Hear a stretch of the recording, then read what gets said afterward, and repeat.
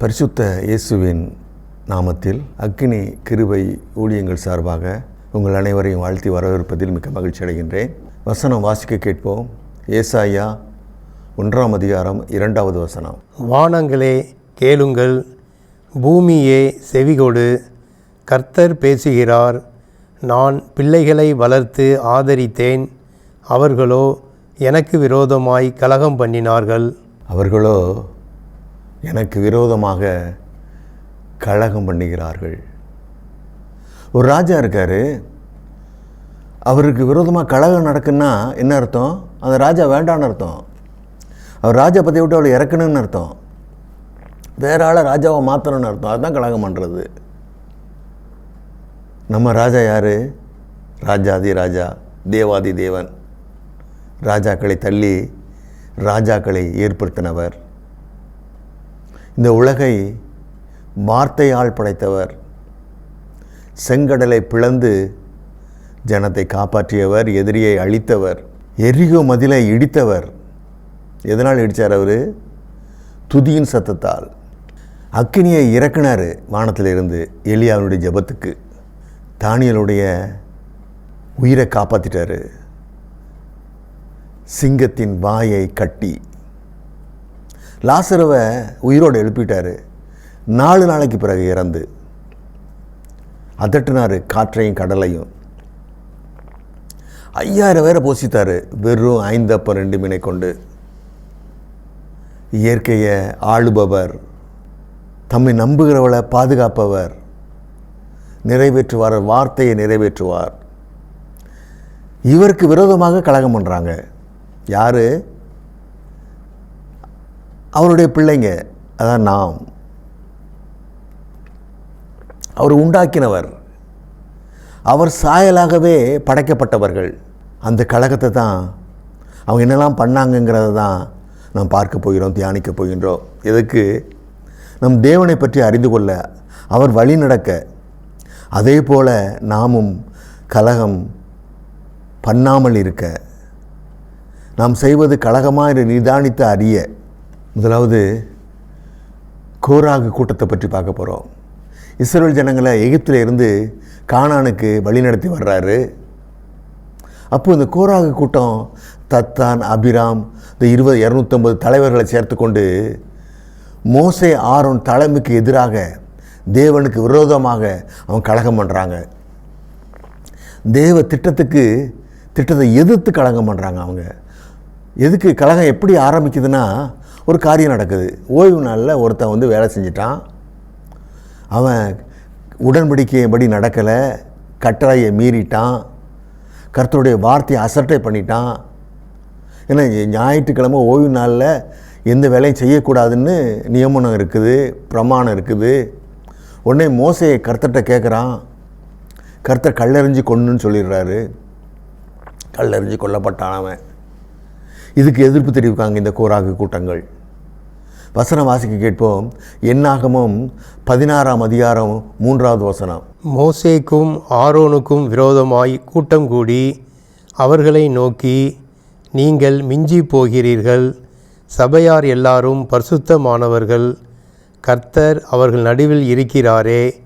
இப்படி இருக்க கர்த்தருடைய சபைக்கு மேலாக உங்களை ஏன் உயர்த்துகிறீர்கள் என்றார்கள். இதுக்கு எதிர்ப்பு தெரிவிக்க எப்படின்னு பாருங்கள்.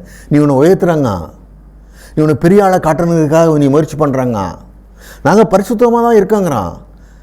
ஞாயிற்றுக்கிழமை ஓய்வு நாளில் வேலை செய்யக்கூடாதுன்னு கர்த்தருடைய சட்டம். அதை மீறுறான். மீறிக்கிட்டு சொல்கிறோன்னா பரிசுத்தமாக தான் இருக்கோங்கிறான். ஏன்னா நம்ம சொல்கிறோம்ல, பீடி சாராயம் இதெல்லாம் குடிக்கிறது கிடையாது. ஆனால் அது குடிச்சு அது இப்படி பண்ணாமல் இருந்தாலே பரிசுத்தமாக இருக்குன்னு நம்ம நினச்சிக்கிறோம். ஆனால் தேவ கட்டளைப்படி நடக்கிறது கிடையாது. பரிசுத்தம்னா என்ன? தேவ கட்டளை நடக்கிறது தானே பரிசுத்தம். அவன் அதெல்லாம் ஒத்துக்கொள்ள மாட்டேங்கான் அவன். ஆனால் கல்லறிஞ்சு கொண்டு தப்புங்கிறான் அவன். ஏன்னா நாளைக்கு இந்த தண்டனை நம்மளுக்கு வரும்னு பயப்படுறான் அவன். இந்த கூட்டம் கர்த்தரின் கட்டளைக்கு கீழ்ப்படிய தங்களுக்கும் மனம் இல்லை. அது மட்டும் இல்லை, கீழ்ப்படுகிற மக்களையும் கீழ்ப்படி விடாமல் திசை திருப்புறான். நாங்கள் இஷ்டப்படி தான் நடப்போங்கிறான். உங்கள் கட்டளையெல்லாம் கீழ்ப்படிய முடியாதுங்கிறான் அவன். இப்படி சொல்லி அந்த கட்டளைக்கு கீழ்ப்படிய முடியாமல் கீழ்ப்படிறதுக்கு விருப்பம் இல்லாத தலைவர்களெல்லாம் சேர்த்து ஒரு 250 தலைவர்களை சேர்த்து ஒரு பெரிய கூட்டமாக மோசையும் ஆரோனையும் எதுக்குறான். இப்போ தேவன் மோசையை தேர்வு செய்து அவன் மாட்டேன்னு சொல்ல அவனை உற்சாகப்படுத்தி ஆரோனை கூட்டிகிட்டு போவான்னு சொல்லி அவனை இஸ்ரேல் மக்களை வழிநடத்திட்டு வர்றாரு. அதை இந்த கூட்டம் தடுக்குது.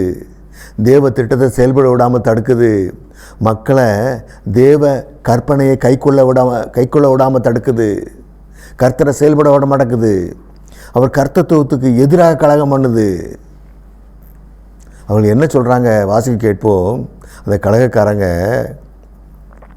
என்னாகமும் 16ஆம் அதிகாரம் 13-14 வசனங்கள். இந்த வனாந்தரத்தில் எங்களை கொன்று போடும்படி பாலும் தேனும் ஓடுகிற தேசத்திலிருந்து எங்களை கொண்டு வந்தது அற்ப காரியமோ? எங்கள் மேல் துரைத்தனமும் பண்ண பார்க்கிறாயோ? மேலும் நீ எங்களை பாலும் தேனும் ஓடுகிற தேசத்துக்கு கொண்டு வந்ததும் இல்லை. எங்களுக்கு வயல்களையும் திராட்சை தோட்டங்களையும் சுதந்திரமாக கொடுத்ததும் இல்லை. இந்த மனிதருடைய கண்களை பிடுங்க பார்க்கிறாயோ? நாங்கள் வருகிறதில்லை என்றார்கள். தேவன் பாழுந்தென்னு ஓடுற தேசம் கானான்னு சொல்கிறாரு. இவன் பாழுந்து தேன்னு ஓடுற தேசம் எகிப்துங்க. தேவனுக்கு விரோதமாக, அவர் கர்த்தத்துவக்கு விரோதமாக, அவர் வார்த்தைக்கு விரோதமாக எப்படி கலகம் பண்ணுறான் பாருங்க. ஏன்னா அடி இல்லைல்ல. இப்போ ஆளோட்டி கொடுத்த அடியெல்லாம் மறந்தாச்சு. இப்போ ராஜா சாப்பாடு வானத்து தானியங்களால் போஷிக்கிறாரு அவங்கள. இப்போது நம்மளை போல் கொஞ்சம் கணம் காசு வந்துட்டுனா தேவனை மறைஞ்சி நான் தான் பெரிய ஆளுன்னு சொல்கிற மாதிரி அவங்க தன்னை பெரிய ஆளுங்கிறாங்க. கர்த்தருடைய கற்பனையை கைக்குள்ள சொன்னால் நீ இங்கே மேலே அதிகாரம் பண்ணுறேங்கிறாங்க. என்ன உலக தேவைக்காக மட்டுமே நாம் தேவனை தேடி இருக்கிற மக்களுக்கு கட்டளை இப்படி நடக்க சொன்னால் பிடிக்காதில்ல. அப்படி தான் அவங்க நடந்துக்கிறாங்க. இங்கே வயல் எங்கே? வயல் தாரணியே, திராட்சை தோட்டம் தாரணியே, தேனும் பாலும் ஓடுற தேசத்தை தாரணியே எங்கேன்னு கேட்குறான் அவன். அதை கொடுக்காம இதை செய் அதை செய்யுங்கிறையே, நாங்கள் வரமாட்டோங்கிறான். இப்போது என் கூட்டத்துக்கு வாங்க, ஏசு அதை தருவார் இதை தருவார்னு அழைக்கிறாங்க. அவங்களுக்கு வர்றவங்களுக்கு பாவத்தை கண்டித்து உணர்த்துறதோ அவர் கட்டளைப்படி நடக்க வைக்கிறதோ ஒரு பிரதான காரியமாகவே இருக்க மாட்டேங்குது. ஏன்னா மக்களுக்கு அதை உனக்கு ஏசு அதை தருவாதில் கூப்பிடுறது தான் முக்கியமாக தெரியுது. இல்லை இதே மாதிரி தான் அவனும் செய்கிறான். யார்? கோரா கூட்டமும் பண்ணுது. எனக்கு வயல் எங்கே, திராட்சை தோட்டத்தை எங்கே, பாலந்தேனது ஓடுற தேசத்தை எங்கேங்கிறான். ஆனால் ஞாயிற்றுக்கிழமை வேலை செய்யக்கூடாதுன்னு அதை முடியாதுங்கிறான். அது செய்ய மாட்டாங்கிறான். நாங்கள் எங்கள் இஷ்டத்துக்கு தான் நடப்போங்கிறான். நீ எங்கள் மேலே அதிகாரம் பண்ணுறாங்கிறான். நீ பெரிய ஆளாக முயற்சி பண்ணுறாங்க அப்படி சொன்னான். இது பேர் தான் கலகம். நம்ம அவருடைய கற்பனையும் கட்டளையும் கைக்கொள்ள சொல்லாமல், பாவத்தை கண்டித்து உணர்த்தாமல், ஏசு அதை தருவார் இதை தருவான்னு சொல்லி ஊழியம் பண்ணால் அது பேர் கலகம்னு சொல்லுது வேதம். கானானை அனுபவிக்கணும்னா அதுக்கு ஒரு பிரமாணம் இருக்கும், ஒரு கட்டளை இருக்கும். அப்போ தான் கானானுக்குள்ளே போக முடியும். அதுதான் நம்ம தேவனை நடைமுறை. அதுதான் இவர்கள் கலகம். என்னன்னா நாங்கள் அப்படியெல்லாம் நடக்க முடியாது, நீ சொன்னபடியெல்லாம் நடக்க முடியாது, நீங்கள் தருவங்கிறத முதல்ல கொடு. அப்பத்தை தான் நம்ம கேட்டுட்டு இருக்கோம்ல, அதே மாதிரி அப்பத்தை தந்து கொண்டே இரு எங்களுக்கு, அப்போ தான் நாங்கள் சும்மா இருப்போம். நீ இல்லாட்ட முறுமுக்க ஆரம்பிச்சிருவோங்கிறாங்க. அவர்கள் கொடுக்கும் தண்டனையை வாசிக்க கேட்போம். என்னாகமம் 16ஆம் அதிகாரம் 32வது வசனம். பூமி தன் வாயை திறந்து அவர்களையும் அவர்கள் வீடுகளையும் கோராவுக்குரிய எல்லா மனிதரையும் அவர்களுக்கு உண்டான சகல பொருள்களையும் விழுங்கி போட்டது. பாருங்க, உயிரோடே பாதாளத்துக்குள்ளே இறங்கிட்டாங்க. அவங்க உயிரோடைய பாதாளத்துக்குள்ளே இறங்கிட்டாங்க. எதுக்கு? தேவனுக்கு விரோதமாக கலகம் பண்ணுறதுக்கு.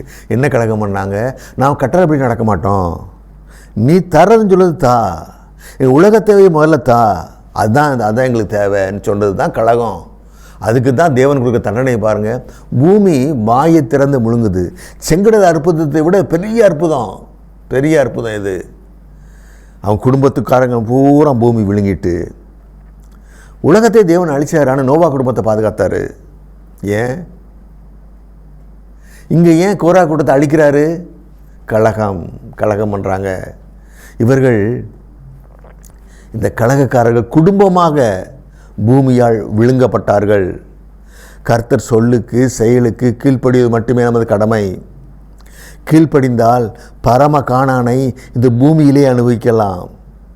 அவர் கட்டளைப்படி நடக்காம ஆசீர்வாதத்தை தா என்று தேடினால் அதற்கு பெயர்தான் கலகம். இந்த சம்பவம் நாம் தேவனை புரிந்து கொள்ள, அறிந்து கொள்ள, தெரிந்து கொள்ள நம்மளுக்கு கொடுக்கப்பட்ட ஒரு பெரிய ஸ்லாக்கியம். நாம் செய்கிற காரியம் கலகமான்னு சொல்லி நம்ம தியானித்து அறிந்து அதிலேருந்து நம்மளை காப்பாற்றிக்கிடணும். அந்த கலகக்காரர் கொடுக்கப்பட்ட தண்டனையிலேருந்து நம்மளை காப்பாற்றிக்கிடணும். அடுத்து இஸ்ரவேல் தேசம். இப்போ இஸ்ரவேல் தேசத்துக்கு ராஜா யாருன்னா ஆகாப்புடைய மனைவி ஏசபேல். இந்த ஏசபேல் தான் கலகம் பண்ணுறா. கர்த்தருக்கு விரோதமாக கர்த்தர் தெய்வம் இல்லைன்னு கலகம் பண்ணுறா. இந்த ஆகாப் ராஜாவாக தான் இருக்கான ஒழிய எல்லா காரியத்தையும் செய்கிறது ஏசபேல் தான் செய்கிறா. அந்த வசனத்தை வாசிக்க கேட்போம். 1 ராஜாக்கள் 21ஆம் அதிகாரம் 25வது வசனம். தன் மனைவியாகிய எசபேல் தூண்டிவிட்டபடியே கர்த்தரின் பார்வைக்கு பொல்லாப்பானதை செய்ய தன்னை விற்று போட்ட ஆகாபை போல ஒருவனும் இல்லை. அவன் என்ன சொல்கிறா? கர்த்தருக்கு பொல்லாப்பு செய்யுங்கிறா. அதை தான் செய்கிறான். அவள் பொல்லாப்பு செய்கிறது தான் அவருடைய கலகம். அதுதான் அவள் பிரச்சனை பண்ணிக்கிட்டே இருக்கா. அதில் ஏசபேல் அவள் தகப்பன் வீட்டிலேயே பாகாலை தான் கும்பிட்டாவா. அந்த பாகாலை இஸ்ரவேலுக்கு வந்த பிறகும் அந்த பாகாலை தான் அவள் கும்பிடுறா. கணவனையும் கும்பிட வைக்கிறா. அதே அவள் இஸ்ரவேல் மக்களையும் வழிபட செய்கிறா. கர்த்தரை விட்டு பிரிக்கிறா. ஏசபேல் சொல்ல கேட்டு ஆகாப் செய்த காரியங்கள் எல்லாம் வாசிக்க கேட்போம். 1 ராஜாக்கள் 16ஆம் அதிகாரம் 32-33 வசனங்கள். தான் சமாரியாவிலே கட்டின பாகாலின் கோவிலில் பாகாலுக்கு பலிபீடத்தை எடுப்பித்தான். ஆகாப் ஒரு விக்கிரகத் தோப்பை வைத்து இஸ்ரவேலின் தேவனாகிய கர்த்தருக்கு கோபம் உண்டாகும்படிக்கு தனக்கு முன்னிருந்த இஸ்ரவேலின் ராஜாக்கள் எல்லாம் செய்ததை பார்க்கிலும் அதிகமாய் செய்து வந்தான். இவன் தான் இஸ்ரவேல் ராஜாக்கு எல்லாத்தையும் விட தேவனுக்கு கோபத்தை ஏற்படுத்தினவன். ஏன்னா பாகாலுக்கு கோயில் கட்டுறான், பலிபீடம் கட்டுறான், விக்கிரக தோப்பை உண்டு பண்ணுறான். ஏசபேல் இது எதெல்லாம் செய்யச்சோன்னா அதெல்லாம் செஞ்சுக்கிட்டே இருக்கான். அவன் மக்களை கர்த்தரை விட்டு விட்டு பாகாலை சேவிக்க வைக்கிறான், கட்டாயப்படுத்துகிறான். தேவன் இந்த ஜனத்தை பார்வோன் கையிலேருந்து பிடுங்கிட்டு வந்தார். செங்கடலை பிளந்து எகிப்தியரை அழித்து இந்த மக்களை காப்பாற்றினார். வனாந்தரத்தில் இறைச்சியும் அப்பையும் கொடுத்து இவங்களை போஷித்தார். கானானில் இருந்த பலத்த ஜாதிகளை எல்லாம் விரட்டிட்டு அந்த பூமியை இஸ்ரேல் மக்கள் கொடுத்தாரு. அந்த கானானுக்கு இஸ்ரேல் மக்கள் போய் இருந்ததுனால அதுக்கு இஸ்ரவேல் என்று பெயரிட்டவரே அவர் தான். அவரை விட்டு பிரிக்கிறா. அவர் ஜனத்தை அவரிடமிருந்து பிரித்து விட்டாள். தன் வல்லமையை விளங்க வைத்த தேவனாகிய தேவனை விட்டு அவ பிரிச்சிட்டா. அவ கர்த்தரை தெய்வம் இல்லைன்னு சொல்கிறா, மிரட்டுறா, நம்ப வைக்கிறா. பாகால் தான் தெய்வங்கிறா, பாகாலை வணங்க வைக்கிறா. தேவனுக்கு எதிராக கலகம் பண்ணுறா. தேவனாகிய கர்த்தரை தொழுது கொள்ள வைக்கிற தீர்க்கதரிசிகளை, ஊழியக்காரங்களை கொலை பண்ணுறா. அவர்களுக்கு பயந்து எல்லாரும் ஓடுறாங்க. அப்போது ஒபேதியாங்கிறவனை 100 தீர்க்கதரிசிகளை கொண்டு போய் பாதுகாத்து வைக்கிறான். அதை வாசிக்க கேட்போம். 1 ராஜாக்கள் 18ஆம் அதிகாரம் 4வது வசனம். ஏசபேல் கர்த்தரின் தீர்க்கதரிசிகளை சங்கரிக்கிற போது ஒபதியா 100 தீர்க்கதரிசிகளை சேர்த்து அவர்களை கெபிக்கு 50 பேராக ஒழித்து வைத்து அவர்களுக்கு அப்பமும் தண்ணீரும் கொடுத்து அவர்களை பராமரித்து வந்தான். ஒபதியா யாருன்னா இவன் அரண்மனைக்கு விசாரிப்புக்காரன். அரண்மனைக்கு விசாரிப்புக்காரன் யாருன்னா அரண்மனையில் நடக்கிற இவங்களுக்கு சாப்பாடு கொடுக்குறது, இவங்களுக்கு வேண்டிய காரியங்களை பூரா பண்ணுறது அவன் தான். மொரலஸ் இப்போ யாரை சொல்லலாம்? சீஃப் செக்ரட்டரி மாதிரி சொல்லலாம். ஒரு ஸ்டேட்டுக்கு சீஃப் செக்ரட்டரி எப்படி இருக்காங்க அதே மாதிரி ஒபதியா. அந்த ஒபதியாவை தேவன் பிடிச்சி வச்சுருக்காரு பாருங்க. நம்ம தேவன் எல்லா இடத்துலையும் ஆள் வச்சுருப்பார். நம்ம மட்டும் அவர் கட்டளைப்படி நடந்தால் நம்ம போகிற இடத்துலலாம் நம்மளுக்கு உதவி கிடைக்கும். தேவன் ஒரு ஆளை வச்சுருப்பாராங்க, நம்மளை பார்த்த உடனே நம்மளை கூப்பிட்டு செஞ்சு கொடுப்பான். அவன் தேவன் ஆளை வச்சுருப்பார். அதே மாதிரி இங்கேயும் ஏசபேல் என்னெல்லாம் அநியாயங்கள் பண்ணாலும் அங்கேயும் தேவன் ஒரு ஆளை வச்சுருக்காரு. அங்கே 100 தீர்க்கதரிசிகளை கெபியில் வச்சு பாதுகாக்கிறதுக்கு ஒரு ஆளை வச்சுருக்கிறார் தேவன். இப்படி பலர் பயந்து அவள் பந்தியில் சேர்ந்துட்டாங்க. அவளுடைய தெய்வத்தை கும்பிட ஆரம்பிச்சிட்டாங்க, அவளுடைய தெய்வத்தை தொழ ஆரம்பிச்சிட்டாங்க. அவள் தெய்வம் பாகாலுக்கு இவ்வளோ வைராக்கியம் காட்டுறாள்ல ஏசபேல். அவள் எப்படி அவளுடைய நீதி நேர்மையை பற்றி நாம் பார்ப்போம்.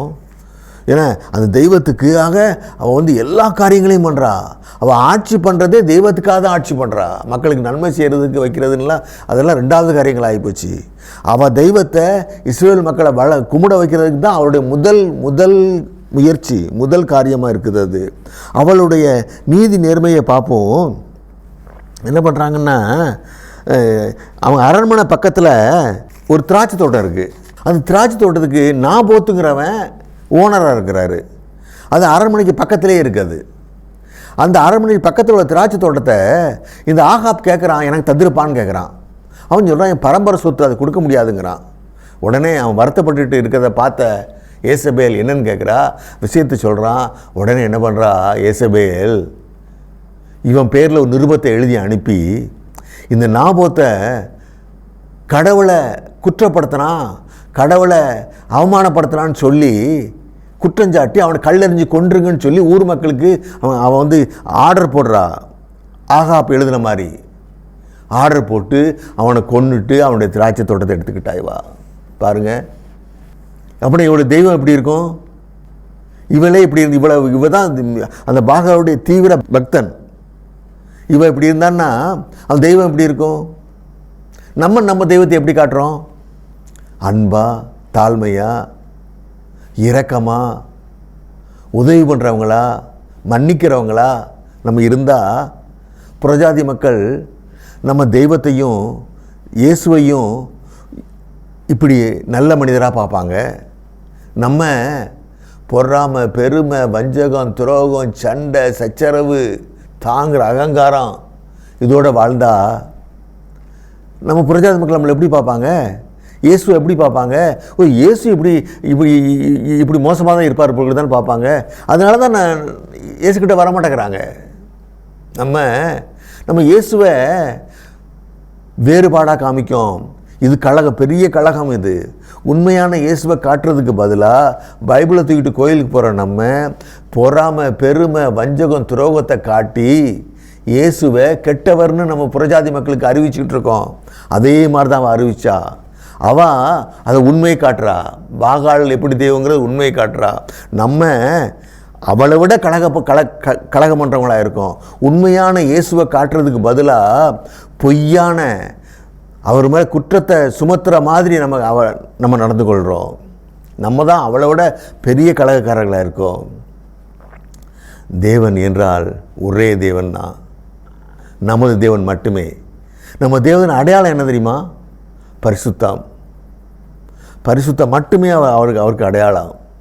யார் என்ன தப்பான தண்டிச்சிடாது. மோசேவாக இருக்கட்டும், அது தாவீதாக இருக்கட்டும், தண்டனை உண்டு. என்ன காணிக்கை கொடுத்தாலும், என்ன உபவாசம் இருந்தாலும், என்ன மாதிரி நீங்கள் கூட்டம் நடத்தினாலும் அதெல்லாம் ரெண்டாவது. முதல்ல பரிசுத்தம், அதற்கு பிறகு தான் எல்லாம்.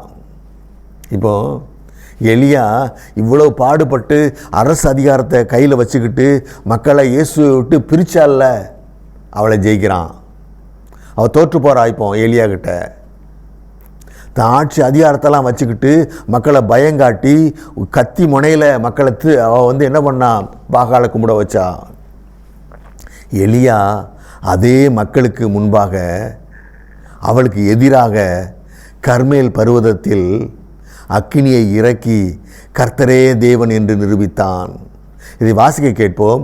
1 ராஜாக்கள் 18ஆம் அதிகாரம் 38, 39, 40 வசனங்கள். அப்பொழுது கர்த்தரிடத்தில் இருந்து அக்கினி இறங்கி அந்த சர்வாங்க தகன பலியையும் விறகுகளையும் கற்களையும் மண்ணையும் பட்சித்து வாய்க்காலில் இருந்த தண்ணீரையும் நக்கி போட்டது. ஜனங்கள் எல்லாரும் இதை கண்டபோது முகங்குப்புற விழுந்து கர்த்தரே தெய்வம், கர்த்தரே தெய்வம் என்றார்கள். அப்பொழுது எலியா அவர்களை நோக்கி, நீங்கள் பாகாலின் தீர்க்கதரிசிகளில் ஒருவனும் தப்பி போகாதபடிக்கு அவர்களை பிடியுங்கள் என்றான். அவர்களை பிடித்தபோது எலியா அவர்களை கீழே கீசோன் ஆற்றங்கரையிலே கொண்டு போய் அங்கே அவர்களை வெட்டி போட்டான். ஜனங்கள் முகங்குப்புற விழுந்து கர்த்தரே தெய்வம், கர்த்தரே தெய்வங்கிறாங்க. பாகால் தீர்க்கதரிசிகளை வெட்டி போட்டான். இப்போது தோற்று போன ஏசபேலுக்கு தாங்க முடியல. எலியாவுக்கு கொலை மிரட்டல் விடுறா. இந்த வாசிக்க கேட்போம். 1 ராஜாக்கள் 19ஆம் அதிகாரம் 2வது வசனம். அப்பொழுது ஏசபேல் எலியாவினிடத்தில் ஆள் அனுப்பி, அவர்களில் ஒவ்வொருவனுடைய பிராணனுக்கு செய்யப்பட்டது போல நான் நாளை இந்நேரத்தில் உன் பிராணனுக்கு செய்யாதே போனால் தேவர்கள் அதற்கு சரியாகவும் அதற்கு அதிகமாகவும் எனக்கு செய்ய கடவர்கள் என்று சொல்லச் சொன்னாள். நாளைக்கு இந்த நேரத்தில் உன் தலை உன்கிட்ட இருக்காதுங்கிறா ஏசபேல் வந்து எலியாவை பார்த்து. இந்த எலியா யார்? கர்த்தருக்கு முன்பாக நிற்பவன். அவனை யாரும் தொட முடியாது. எலியா சாகவில்லை. ஆனால் அவனுக்கு கொலை மிரட்டல் விட்டால சாகடிக்கப்பட்டாள். எலியாவை தேவன் சுழல் காற்றில் பரலோகத்துக்கு எடுத்துக்கொண்டார். ஏசபேலுக்கு எலியா சொன்னது போலவே அவருடைய திரேகத்தை, அவருடைய உடலை நாய்கள் தின்று போட்டது. அதை வாசிக்க கேட்போம். 2 ராஜாக்கள் 9ஆம் அதிகாரம் 36-37 வசனங்கள். ஆகையால் அவர்கள் திரும்ப வந்து அவனுக்கு அறிவித்தார்கள். அப்பொழுது அவன், இது கர்த்தர் திஸ்பியன் ஆகிய எலியா என்னும் தம்முடைய ஊழியக்காரனை கொண்டு சொன்ன வார்த்தை. இஸ்ரவேலின் நிலத்திலே நாய்கள் ஏசபேலின் மாம்சத்தை தின்னும் என்றும், இன்னது ஏசபேல் என்று சொல்லக்கூடாதபடிக்கு ஏசபேலின் பிரேதம் இஸ்ரவேலின் நிலத்திலே வயல்வெளியின் மேல் போடும் எருவை போல் ஆகும் என்றும் சொன்னாரே என்றான். அப்படியே நடந்தது. கலகக்காரிக்கு அப்படியே சம்பவித்தது. கலகக்காரியின் பிரேதம் நாய்கள் தின்றது. மீதியை வயல்வெளியில் எருவை போல வீசப்பட்டாள் அவள். அவருடைய பிரேதம் வீசப்பட்டது. எலியா இப்போதும் உயிரோடு இருக்கிறார். தேவன் அவருக்காக நிற்கிறவர்கள் யாவரையும் உயர்த்தி ஆசீர்வதிப்பார், நித்தியத்தில் பங்கடைய வைப்பார். இறுதியாக இஸ்ரவேல் தேசம் பெரிய தேசம் 2 நாடாக பிரிகிறது. ஒன்று இஸ்ரவேல், இன்னொரு யூதா. யூதாவுக்கு தலைநகர் எருசலேம், இஸ்ரவேலுக்கு தலைநகர் சமாரியா. இந்த யூதாவை ஆட்சி செய்கிற ராஜா எசேக்கியா ஆட்சி செஞ்சிருக்கிறாரு. இந்த எசேக்கியா கர்த்தருடைய பார்வைக்கு செம்மையாக நடந்தார். தாவீதை போல சிலைகளை தகர்க்கிறாரு. அதை வாசிக்க கேட்போம். 2 ராஜாக்கள் 18ஆம் அதிகாரம் 4வது வசனம். அவன் மேடைகளை அகற்றி சிலைகளை தகர்த்து விக்கிரக தோப்புகளை வெட்டி மோசே பண்ணியிருந்த வெண்கல சர்ப்பத்தை உடைத்து போட்டான். அந்நாட்கள் மட்டும் இஸ்ரவேல் புத்திரர் அதற்கு தூபங்காட்டி வந்தார்கள். அதற்கு நிகுஸ்தான் என்று பெயரிட்டான். பாருங்க, சிலைகளை தகர்க்கிறான், கோட்டையை அகற்றுறான். சிலைகளை தகர்க்கிறான். அவன் இதுதான் செம்மையாக செஞ்சுருக்கான்னு சொல்லி நம்ம சிலைகளை இப்போ கிருபையின் பிரமாணத்தில் சிலைகளை தகர்க்கிறது அப்படி இல்லை. கிருபையின் பிரமாணத்தில் சிலைகளை தகர்க்கிறது என்பது நம்மளுடைய அன்பு, தாழ்மை, பொறுமை, உதவி, மன்னிப்பை புறஜாதி மக்களுக்கு காட்டி அவங்க மனதை நம்ம கவரணும். அவங்க மனதில் இயேசுவை வைக்கணும். அவங்க இயேசு தான் தெய்வம்னு நம்ப வைக்கணும். நம்ம இயேசுன்னு பிரதிநிதியாக இருந்து அவங்க நம்ப வைக்கணும். இதுதான் மேடைகளை அகற்றுறதும் சிலைகளை தகர்ப்பதுக்கான காரியங்களாக இருக்கணும். இப்போ கிருபையின் பிரமாணத்தில் அவன் அப்படி பண்ணியிருக்கான். விக்கிரக தோப்புகளை வெட்டி போட்டிருக்கான். விக்கிரக தோப்புனா என்னது? நல்ல டூரிஸ்ட் ஸ்பாட் மாதிரி. நல்ல தண்ணி இருக்கும், மழை இருக்கும், அங்கே வந்து நல்ல ரெஸ்ட் எடுத்துகிட்டு சாப்பிட்டுட்டு நல்ல பொழுதுபோக்குறதுக்கு வசதியாக உள்ள இடம் மாதிரி ஆக்கி அங்கே தெய்வத்தை கொண்டு வச்சுருப்பாங்க. இப்போ கிறிஸ்துவ மக்களும் அப்படி பண்ண ஆரம்பிக்கிறாங்க. விக்கிரகத்தை போல உண்டு பண்ண ஆரம்பிக்கிறாங்க. அந்த விக்கிரகத்தை வெட்டி போட்டான் அவன். மரத்தெல்லாம் வெட்டி போட்டு எல்லாத்தையும் ஒட்டச்சி இது பண்ணிட்டான். மோசனுடைய வெண்கல சிற்பம் மோசை காலத்தில் உள்ளது. அது மூலமாக விக்கிரக ஆராதனை வருதுன்னு சொல்லி அதையும் உடச்சி போட்டான். ரொம்ப ஞானமாக நடந்துக்கிறாரு எசேக்கியா. அவங்க அப்பா ஆகாசு இவர் என்ன பண்ணாருன்னா, அசரியா ராஜான்னு ஒரு ராஜா இருக்கார். அவர் தான் அந்த நேரத்தில் பெரிய ராஜா. அவருக்கு பகுதி கட்டியிருக்கிறாரு, கப்பம் கட்டியிருக்கிறாரு. அந்த ராஜாவுடைய தெய்வத்தை தான் அவர் வணங்கியிருக்கிறாரு. அவர் கீழ்ப்படிஞ்சிருக்கிறாரு. அவர் சொன்னபடி தான் அவர் கேட்டிருக்கிறாரு. ஆனால் எசேக்கியா அப்படி இல்லை. அசரியா ராஜாவுடைய அதிகாரத்தை தூக்கி தூர வச்சுட்டான். அவர் கப்பம் கட்ட மாட்டேன்ட்டான். அவர் தொகை செலுத்த மாட்டேன்ட்டான். அவர் கீழ்ப்படிய மாட்டேன்ட்டான். அவர் எதிர்க்க ஆரம்பிச்சிட்டான். இப்போ அசரியா ராஜா பார்க்குறாரு, என்னடா அப்பா ஒழுங்காக இருந்தால் மகன் இப்படி ஆயிட்டானே, என்ன நம்பிக்கை நம்மளுக்கு எதுக்குறான் அப்படின்னு சொல்லி அவருக்கு ஒரே ஆச்சரியமாக இருக்குது. இவங்க அவங்கள இந்த எசேக்கியா வந்து அவர் எதுக்கிறது, அசரியா ராஜாவை எதுக்கிறது. உடனே ஆள் அனுப்புகிறான். ஆள் அனுப்பி அவனை என்னடா இப்படி எதுக்கு அனுப்பி பார்த்துட்டு வான்னு சொல்லி அனுப்புகிறான். அதுக்கு சனகரிப்பு ரப்சாக்கேன்னு ஒருத்தர் சனகரிப்பு அனுப்புகிறான். ரப்சாக்கேன்னு ஒருத்தர் வாரா வந்து அவன் வந்து நீ யார் தைரியத்தில் எங்களை எதுக்குற, நாங்கள் எகிப்தோட வல்லரசாச்சே அப்படின்னு கேட்டுக்கிட்டு அவன் கேட்குறான், நீ எங்கள் தெய்வத்தை கும்பிட்றதுனால எதுக்குறியோன்னு நினச்சா நீ எங்கள் தெய்வத்தையும் கும்பிட்றல. இப்போ நீ எங்கள் தெய்வத்தை வெட்டி போட்ட. அந்த வசனத்தை வாசிக்க கேட்போம். 2 ராஜாக்கள் 18வது அதிகாரம் 22வது வசனம். நீங்கள் என்னிடத்தில் எங்கள் தேவனாகிய கர்த்தரை நம்புகிறோம் என்று சொல்லுவீர்களாகில் அவருடைய மேடைகளையும் அவருடைய பலிபீடங்களையும் அல்லவோ எசேக்கியா அகற்றி யூதாவையும் எருசலேமையும் நோக்கி எருசலேமில் இருக்கிற இந்த பலிபீடத்தின் முன் பணியுங்கள் என்றானே.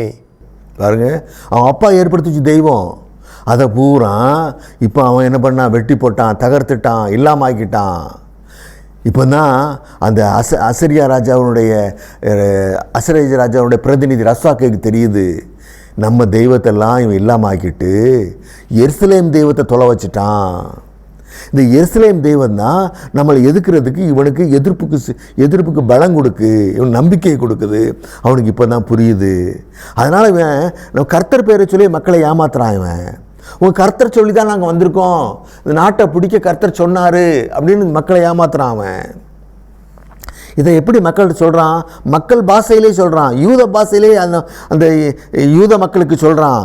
இதை கேட்ட எசேக்கியாவுடைய ஆட்கள் சொல்கிறாங்க, எப்பா நீ ஓம் பாஷையில் பேசு, யூத பாஷையில் பேசாத, மக்கள் கேட்டிருப்பாங்கன்னு சொல்கிறாங்க. அவன் சொல்கிறான், உங்ககிட்ட பேச வரலப்பா, நான் மக்களை மாற்ற வந்திருக்கேன்.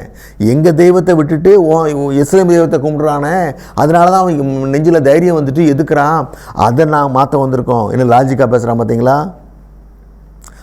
அவன் மனதளவில் மக்களை மாற்ற இது பண்ணுறான். நம்ம தேவனை விட்டு பிரிக்க பார்க்குறான். எருசலேம் தேவனை விட்டு அவங்கள பிரிக்க பார்க்குறான். இதை தடுக்க தான் எசேக்கியா ஆட்களை வச்சு அவன் பண்ணிக்கிட்டு இருக்கான். இப்போ என்ன பண்ணுறான், இவ்வளோ நம்பிக்கை கொடுத்துட்டாரே தேவன் இவனுக்கு, நம்மளை எதுக்குற அளவுக்குன்னு சொல்லி அந்த நம்பிக்கையை கொடுத்த தேவனை நிந்திக்க ஆரம்பிக்கிறான். அவரை குறை சொல்ல ஆரம்பிக்கிறான். அதை வாசிக்க கேட்போம். 2 ராஜாக்கள் 18ஆம் அதிகாரம் 29, 30, 31 வசனங்கள். எசேக்கியா உங்களை வஞ்சியாதபடி பாருங்கள், அவன் உங்களை என் கையிலிருந்து தப்புவிக்க மாட்டான். கர்த்தர் நம்மை நிச்சயமாய் தப்புவிப்பார். இந்த நகரம் அசீரியா ராஜாவின் கையில் ஒப்பு கொடுக்கப்படுவதில்லை என்று சொல்லி எசேக்கியா உங்களை கர்த்தரை நம்ப பண்ணுவான். அதற்கு இடங்கொடாதிருங்கள் என்று ராஜா சொல்லுகிறார். எசேக்கியாவின் சொல்லை கேளாதிருங்கள். அசீரியா ராஜா சொல்லுகிறதாவது, நீங்கள் என்னோடே ராசியாகி காணிக்கையோடே என்னிடத்தில் வாருங்கள். நான் வந்து உங்களை உங்கள் தேசத்துக்கு ஒப்பான தானியமும் திராட்சை தோட்டமும் உள்ள தேசமும் அப்பமும் திராட்சரசம் உள்ள தேசமும் ஒலிவ எண்ணெயும் தேனும் உள்ள தேசமும் ஆகிய சீமைக்கு அழைத்து கொண்டு போகும் அளவும். என் கையிலிருந்து உங்களை யாரும் தப்பிக்க முடியாதுங்கிறான் அசீரியா ராஜா. யூத மக்கள்கிட்ட சொல்கிறான், எசேக்கியா சொல்லுவான் அவங்கள்ட்ட, கர்த்தர் தப்புவிப்பாருங்க, எருசலேமின் தேவன் தப்புவிப்பாருன்னு சொல்கிறான். அசரியா ராஜா கையில் அவங்களை ஒப்பு கொடுக்க மாட்டார்னு சொல்லுவான். நம்பாதீங்க, அவன் சொல்ல கேட்காதீங்க. என்கிட்ட இருந்து உங்களை தப்பிக்க யாரால முடியாது. என்னோட ராசியாகுங்க, எனக்கு கீழ்ப்படிங்க, எனக்கு காணிக்கை கொண்டு வாங்குங்க, நான் தான் கடவுளுங்க. காணிக்கை யாருக்கு கொடுப்போம்? கடவுள் தான் கொடுப்போம். எனக்கு காணிக்கை கொண்டு வாங்குங்க, நான் தான் கடவுளுங்க. கர்த்தர் எனக்கு முன்னால் ஒன்றும் செய்ய முடியாதுங்கிறான். நீ சாகாமல் இருக்கணும்னா என் பேச்சை கேளுங்க. மிரட்டுறான், உயிரை பயத்தை ஏற்படுத்தி மிரட்டுறான். கர்த்தர் தப்புவிப்பார் எசேக்கியா போய் பேச்சை கேட்காதங்கிறான். நான் சகல ஜாதியும் ஜெயிச்சுட்டு வரேன், உலகத்தில் உள்ள எல்லா நாடுகளையும் ஜெயிச்சுட்டு வரேன். எந்த ஜாதியின் தேவர்களும் என் கையில் இருந்து அவங்க ஜாதியை அந்த தேவர்களால் காப்பாற்ற முடியல. எல்லா தேவனோட நான் தான் பெரியவங்கிறான், எல்லா தேவனும் கீழுங்கிறான். நீங்கள் கும்பிட்றீங்களே, எசேக்கியா கும்பிட்றானே, தொழுது கொள்றீங்களே, அந்த கர்த்தரும் அதே போல் ஒரு தெய்வந்தான். அவர் எனக்கு கீழ்தாங்கிறான். என் கையிலேருந்து உங்களை யாரும் தப்புவிக்க முடியாது, காப்பாற்ற முடியாதுங்கிறான். அசரிய ராஜா சனகிரிப் தன்னை கர்த்தருக்கு மேல் உயர்த்துறான். இதெல்லாம் கேட்ட மக்கள், யூத மக்கள் அசரியா ராஜாவுக்கு எதிராக ஒரு வார்த்தை கூட பேசலை. ஏன்னா எசேக்கியா சொல்லி வச்சிருக்கிறான், ஒரு வார்த்தை கூட பேசலை அவங்க. மேலும் சனகரிப் நிருபங்களை எழுதி வாசிக்க வைக்கிறான் யூத மக்களுக்கு முன்னாடி. என்ன சொல்கிறான்? உன் தேவனாய் கர்த்தர் உன்னை ஏமாற்ற போகிறாரு, நீ ஏமாந்து போகாத, அவர் உன்னை ஏமாற்றிடுவார். தேவனை கேலி பண்ணுறான், அற்பமாக பேசுகிறான், அவமதிக்கிறான், 10-11 தேவமா இது பண்ணுறான். உயிர் பயத்தை காட்டி நானே தெய்வம், எனக்கே காணிக்க கொண்டு வாங்க. கர்த்தர் அவனுக்கு பாடம் புகட்டுகிறார். பூமியின் ராஜாக்கள் எல்லோருக்கும் நான் ஒருவனே தேவன் என்று அவனுக்கு தன்னை வெளிப்படுத்தினார். 2 ராஜாக்கள் 19ஆம் அதிகாரம் 35-37 வசனங்கள். அன்று ராத்திரியில் சம்பவித்தது என்னவென்றால், கர்த்தருடைய தூதன் புறப்பட்டு அசீரியரின் பாளையத்தில் 195,000 பேரை சங்கரித்தான். அதிகாலமே எழுந்திருக்கும்போது இதோ அவர்கள் எல்லாரும் செத்த பிரேதங்களாய் கிடந்தார்கள். அவன் தன் தேவனாகிய நிஸ்ரோகின் கோவிலிலே பணிந்து கொள்கிற போது அவன் குமாரராகிய அத்ரமலேக்கும் சரேத்சேரும் அவனை பட்டயத்தினால் வெட்டி போட்டு ஆரராத் தேசத்திற்கு தப்பி ஓடி போனார்கள். அவன் குமாரனாகிய எஸ்ரேத்தோன் அவன் பட்டத்திற்கு வந்து அரசாண்டான். பாருங்க, கலகக்காரன் அசரிய ராஜா சனகரிப்புக்கு நேர்ந்ததை பாருங்க. தேவன் பெரிய அற்புதத்தை பண்ணுறாரு. ஒரு தூதன் அனுப்பி 1,80,000 அசரியா சோல்ஜர்ஸை வெட்டி கொண்டுட்டார். பெரிய அற்புதம் இது. ஏன்னா ராத்திரி படுத்திருக்காங்க, காலையில் பணமாக இருக்கிறாங்க. யூதாவுக்கு எதிராக வந்த அந்த அந்த அசரியாஜோட படைகளில் 1,80,000 பேரை ஒரு தூதன் வெட்டி கொண்டு போட்டான், ஒரு தூதன் இல்லாமல் ஆக்கிட்டான். எவ்வளோ பெரிய அற்புதம் இது இல்லை? எல்லாரும் பயந்து இருக்கும்போது தேவன் கிரியை பண்ணுகிறார். அடுத்து அசரியா ராஜா சனகரிப்பு என்ன பண்ணுறான்? அவன் தெய்வத்திட்ட பயம் வந்துட்டு அவனுக்கு அவன் தெய்வத்திட்ட போய் நிற்கிறான். அவன் தெய்வத்திட்ட கும்பிட்டு இருக்கும்போது அவனுடைய கற்ப பிறப்புகள் 2 பேர் சேர்ந்து அவனை வெட்டி கொண்டு போட்டாங்க. என்ன சொன்னான்? நான் தான் எல்லா தெய்வத்தை விட தெய்வம்னு சொன்னான். அவன் உயிரை அவனுடைய மகனை எடுத்துட்டான். அவன் கடவுளுக்கு முன்னாடி 1,80,000 சோல்ஜர்ஸை ஒரே ஒரு தூதன் இல்லாமக்கிட்டான். கலகக்காரர்களுக்கு முன்னாடி தேவன் பயங்கரமாக செயல்படுகிறார். இது மாபெரும் அற்புதங்கள். இந்த அற்புதங்கள் மூலமாக தேவன் கலகக்காரர்களுக்கு நான் யார் என்று அவங்களை விளங்க வைத்து கொண்டிருக்கின்றார். நாம் எப்படி இருக்கின்றோம்? கோராகு கூட்டம் பூமிக்குள் உயிருடன் புதைந்தது. பாதாளம் உயிருடன் அவர்களை விழுங்கிவிட்டது. குடும்பமாக விழுங்கப்பட்டார்கள். தேவனுக்கு எதிராக, மோசே தலைமைக்கு எதிராக நீ என்ன சொல்கிறது? நாங்கள் எங்கள் இஷ்டத்தை நடப்போம், கட்டளைப்படி நடக்க மாட்டோம். நாங்கள் கட்டளைப்படி நடக்காமல் இருந்தாலும் நீ கொடுக்குறத எங்களுக்கு கொடுக்கணும், இல்லாட்டா உன் தலைமையை நாங்கள் ஏற்க மாட்டோம்னு சொல்லி கலகம் பண்ணாங்க அவங்க. அந்த கலகக்காரருக்கு உள்ள தண்டனை.